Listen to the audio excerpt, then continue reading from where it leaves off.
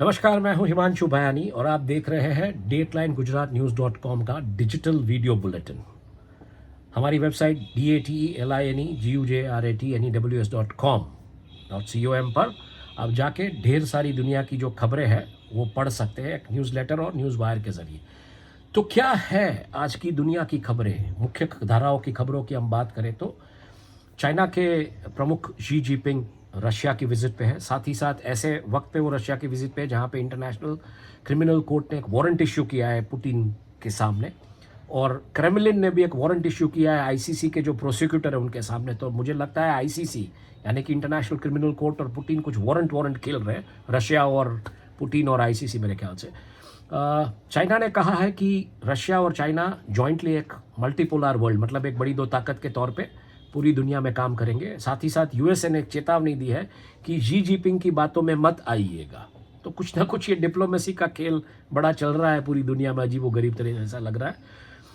आगे बात करते हैं कि बैंकिंग कबाल कोलैप्स जो हो रहा है यूएसए में, जिस तरीके से बैंक एक के बाद एक ढेर हो रहे हैं, तो किस तरीके का राजनैतिक वातावरण पैदा हो रहा है इस बैंकिंग कोलैप्स की वजह से, और अब उसको बेल आउट जब करने की बात आती है तो इस मुद्दे पे एक अच्छे खासे मतलब ओपिनियन पीसेस वेस्टर्न मीडिया में आज आपको पढ़ने को मिल सकते हैं। साथ ही साथ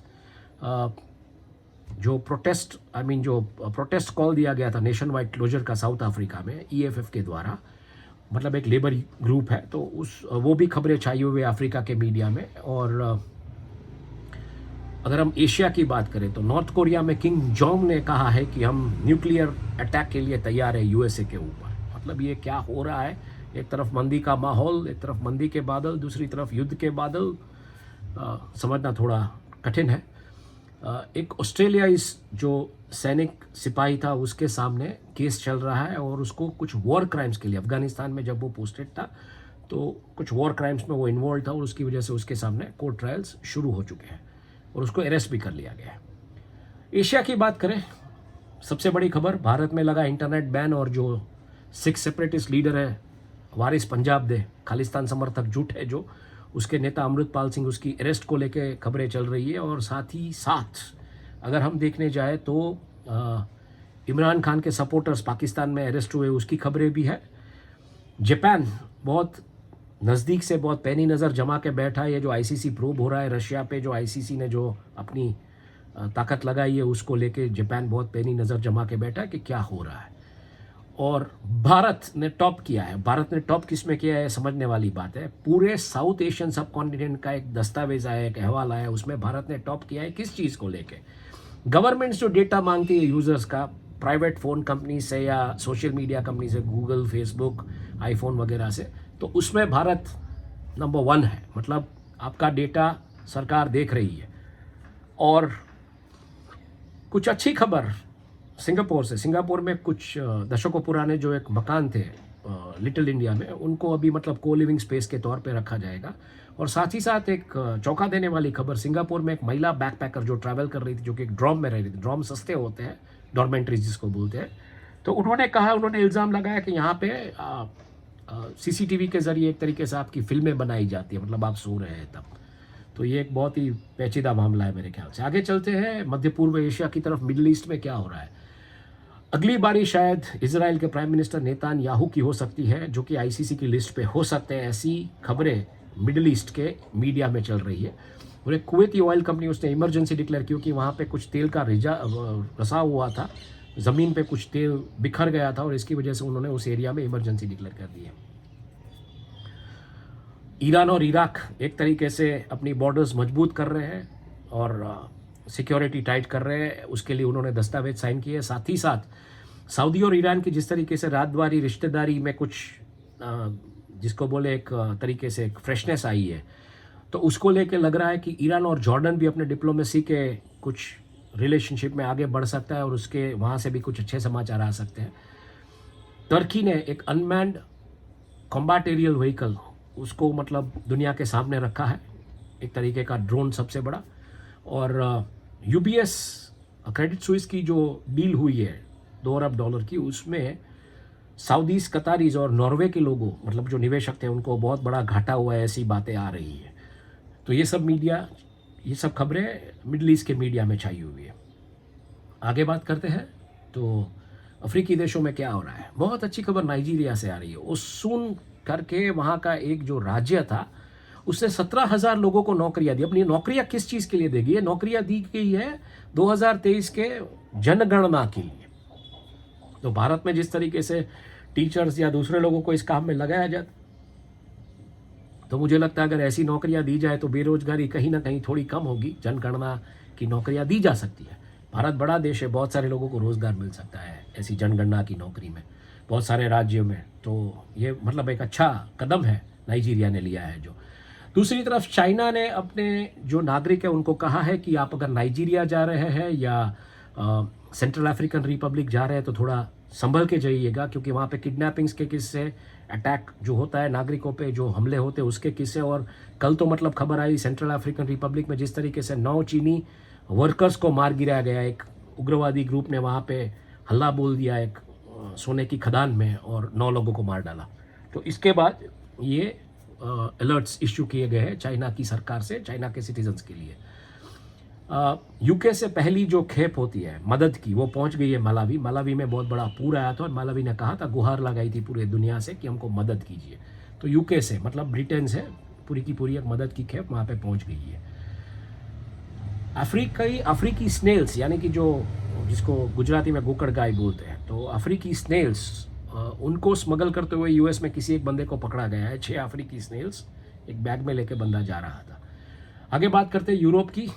तो यूरोप में यूरोपियन यूनियन के ऑडिटर्स एक जायजा ले रहे हैं कि आर्टिफिशियल इंटेलिजेंस की कितनी शॉर्टफॉल है। इंटेलिजेंस की शॉर्टफॉल तो समझे, लेकिन आर्टिफिशियल इंटेलिजेंस की कितनी शॉर्टफॉल है, तो उसको लेके ये हेडलाइंस अभी यूरोपीय मीडिया में छाई हुई है। ग्रीन पीस जो कि एक पर्यावरणविद समूह है, एक एनजीओ है, उनको लगता है कि ये फ्रांस जो इंपोर्ट कर रहा है यूरेनियम रशिया से, उसमें कुछ षड्यंत्र की उनको बू आ रही है और लगता है कि कुछ स्कैंडल है इसमें। साथ ही साथ टर्की ने ये कहा है कि हम रशियाई जो जहाज है, रूसी जहाज, उनका रीफ्यूलिंग किसी भी एयरपोर्ट पे नहीं करेंगे। तो ये सब चीज़ें हो रही है दुनिया में। और यूएन ने, यूरोपियन यूनियन और यूएस के जो टारगेट्स या गोल्स होते हैं क्लाइमेट चेंज को लेके, उसमें बढ़ोतरी की है कि आपको इतना तो करना ही है क्लाइमेट चेंज को कंट्रोल करने के लिए, मतलब क्लाइमेट चेंज मेंटेन करने के लिए। और वॉक्सवैगन के जितने भी एसेट्स थे वो रशियन कोर्ट ने उसके ऊपर एक तरीके से फ्रीज लगा दिया, एक तरीके बैन लगा दी। तो आप कुछ उसमें से बेच नहीं पाएंगे अभी, उनके प्लांट वगैरह जो भी है, शोरूम्स वगैरह। और यूरोपीय मीडिया में अगर हम देखने जाएँ तो यूबीएस और क्रेडिट स्विस की जो डील हुई उसको लेके कुछ 3-4 बहुत ही अच्छे ओपिनियन पीसेस और रिपोर्ट्स है जो पढ़ने लायक है, जिसमें कहा गया है कि कर्मचारी जो थे दोनों बैंकों के, वो सट्टे में है कि ये कैसे हुआ, क्यों, क्योंकि उनको लगता है कि उनकी नौकरियां अभी जा सकती हैं। साथ ही साथ जो निवेशक है वो भी थोड़े घबराए हुए कि ये कैसे हो गया, क्योंकि दोनों कंपनी के शेयर्स में अभी किस तरीके से उनका कैसे होगा फ्रैक्शन, उसका रिप्रोपोर्शन कैसे होगा, तो ये देखना पड़ेगा। और एक तरीके से स्विस की जो इकोनॉमी थी, स्विट्जरलैंड की, वो स्विस स्टेबिलिटी के ऊपर ये डील कुछ सवाल खड़े कर रही है। इसका एक ओपिनियन पीस बहुत अच्छा है, मुझे लगता है पढ़ने लायक है। बात करते हैं अमेरिका से, मतलब नॉर्थ अमेरिका अगर हम देखें तो कनाडा, यूएस, मैक्सिको और कैरिबियन और लैटिन अमेरिकी जो पूरा प्रखंड है उसमें से अगर बात करें तो कनाडा की सरकार ने कुछ 15 अरब डॉलर का लॉस किया है। एक पाइपलाइन प्रोजेक्ट था, वो पाइपलाइन प्रोजेक्ट में कॉस्ट बढ़ने की वजह से लॉस डिक्लेयर किया है गवर्नमेंट ने। और वहाँ की एक जो बड़ी रिटेल चेन है नॉर्डस्टॉर्म करके, उसने दिवालियापन घोषित किया है, तो उनके एसेट्स अभी लिक्विडेट हो रहे हैं। तो इसकी वजह से रिटेल का फ्यूचर क्या होगा कनाडा में, इसको लेके बहुत सारे सवाल हैं। साथ ही साथ टैलोन आउटडोर पब्लिसिटी एक कंपनी थी, उसने एक अमेरिकी कंपनी को एक्वायर किया, नोवस कनाडा को, तो उसके साथ उसके फुटप्रिंट्स बढ़ रहे हैं नॉर्थ अमेरिका में। और Canadian water company Swiss water ने अपना 2022 का जो फिनेंशियल रिपोर्ट या उसका जो अर्निंग्स होता है वो बहुत तगड़ा रिपोर्ट किया है, पानी बेचने वाली कंपनी। और आगे बात करते हैं, जैसे यहाँ पे मैकडोनल्ड्स के आउटलेट्स होते हैं, वहाँ पे कनाडा में एक मैकडोनल्ड्स का आउटलेट था जो बंद किया उसने, मतलब मैकडोनल्ड्स वालों ने वो लीज रिन्यू नहीं की। तो कनाडा में लोग सड़कों पे उतर आए हैं कि ये आप रिन्यू कीजिए, इसको चालू कीजिए, क्योंकि वो एक ऐसी जगह थी जहाँ पे सस्ता खाना मिल जाता था, लोग अपना टाइम पसार करते थे। लेकिन वहाँ पे किसी ने कुछ एक जानवर का बच्चा कभी आके सीधा टेबल पे रख दिया और तब से जाके हाहाकार मच गया वहाँ पे, और बाद में मैकडोनल्ड्स वालों ने लीज रिन्यू नहीं की है। तो उसको लेके ग्रुप सभी प्रदर्शन कर रहे हैं कि ये मैकडोनल्ड्स तो शुरू होना ही चाहिए। आगे बात करते हैं कैनेडियन लैंडस्केप में अगर हम देखने जाए तो रेयर सोलर स्टॉर्म्स की वजह से नॉर्दर्न लाइट्स एक्टिविटी देखने को मिली है। मतलब एक आकाश में एक तरीके का डे टाइम का माहौल बन जाता है। और अमेरिका में अमेज़ॉन ने 9,000 नौकरियां एक झटके में काट दी। थोड़े दिनों पहले कुछ नौकरियां काटी थी, लेकिन अभी 9,000 लोगों को नौकरी से निकाल दिया है। और व्योमिंग की जो स्टेट है, व्योमिंग स्टेट, उसने कहा है कि वो एबॉर्शन पिल्स नहीं बेचने देगा। तो व्योमिंग पहला राज्य बनता है अमेरिका में जो एबॉर्शन पिल्स को बिक्री को लेके एक तरीके का एक नया कानून लाया है। करीबन 35 करोड़ डॉलर की लागत, एक तरीके की मदद जो युद्धग्रस्त यूक्रेन है उसको दी जाएगी अमेरिका की तरफ से, ऐसी घोषणा हुई है। और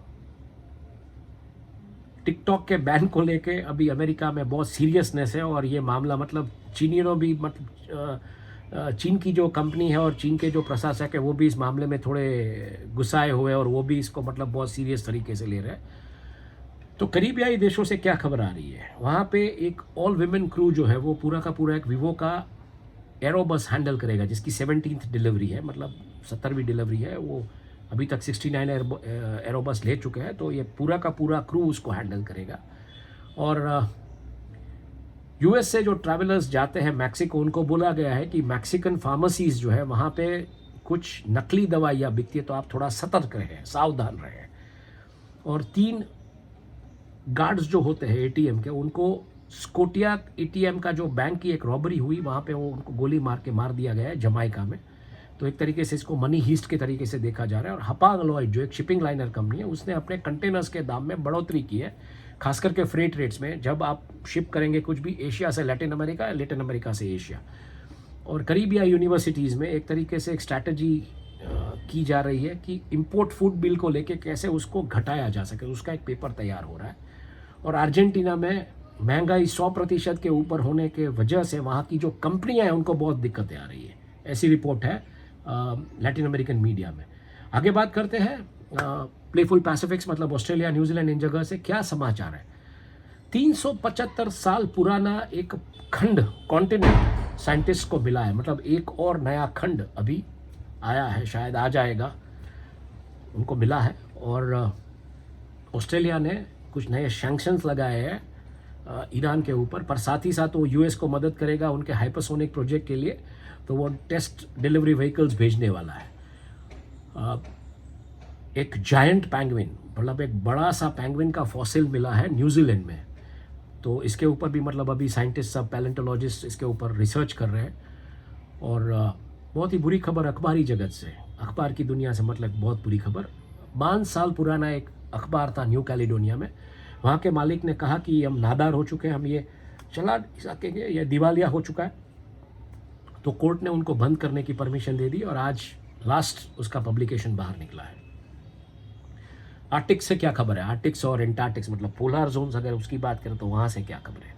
तो पोलार जोन से record breaking electric car challenge, Arctics और एंटार्क्टिक्स में लोग जाएंगे इलेक्ट्रिक कार के जरिए। कैसे जाएंगे, ये पढ़ना है तो लिंक क्लिक कीजिए हमारी वेबसाइट dateline-gujarat-news.com पे, आपको ये खबर पढ़ने को मिलेगी। और मर्सिडीज बेंज ने अपने बैटरी वाले ट्रक्स का ट्रायल किया है पोलार रीजन्स में, आर्टिक्स में और एंटार्क्टिक में, चला के कि ये बैटरी वाले ट्रक्स कैसे वहाँ पे चलते हैं। और अमेरिकी आर्मी को आर्टिक गेयर से लेस किया गया। तो क्या ये तैयारियां हैं आर्टिक और एंटार्क्टिक में लड़ाई की, क्योंकि एक खबर आ रही थी कि रशिया और यूएस आने वाले दिनों में, या नाटो फोर्सेस अपना जो वर्चस्व है पोलार रीजन्स में वो बढ़ाने को लेकर आगे बढ़ सकती है। और ऐसे माहौल में ये तैयारियाँ, नॉर्वे की एक कोर्ट ने एक बहुत ही अच्छा फैसला दिया है। वहाँ पे एक कंपनी थी जो वहाँ पे स्नो क्रैब्स आप इंटरनेट पे सर्च कीजिएगा, इतने बड़े क्रैब्स होते हैं, मतलब केकड़े। तो वो स्नो क्रैब्स की फिशिंग को लेके कंपनी को परमिशन चाहिए थी, तो उन्होंने परमिशन डिनाई की और कहा कि आर्कटिक्स की धरोहर है, इनको संभाल के रखना पड़ेगा। साथ ही साथ कोर्ट ने मतलब इसके साथ अपना जो मिनरल और ऑयल राइट्स है उसको भी मतलब प्रिजर्व किया। ऐसी कुछ बातें पोलार के जो जोन के जो मीडिया आउटलेट्स होते हैं उसमें है। और विल ऑयल प्रोजेक्ट जो चल रहा था कॉनको फिलिप्स का, जिसको नॉट मिला है अमेरिकी सरकार की तरफ से कि आप आगे बढ़ी है इसमें, अलास्कन स्लोप पे जो प्रोजेक्ट आने वाला था। तो अलास्का के लोगों को लगता है कि ये प्रोजेक्ट आने से उनकी जो नेचुरल फूड चेन है, जहाँ पे वो मछलियाँ शिकार करके खाते हैं या फिर वॉलरस या सील्स या जो भी है वो खाते हैं, तो वो पूरी एक फूड चेन पे इम्पैक्ट होगा, क्योंकि ऑयल ड्रिलिंग वगैरह होगा। तो ये थी खबरें पूरी दुनिया से। देखते रहिए हमारा वीडियो बुलेटिन और विज़िट करते रहिए हमारी वेबसाइट dateline-gujaratnews.com पे, DATELINE-GUJRATNEWS.com, सब कुछ साथ में है। आपका दिन शुभ रहे, शुभ रात्रि, थैंक यू।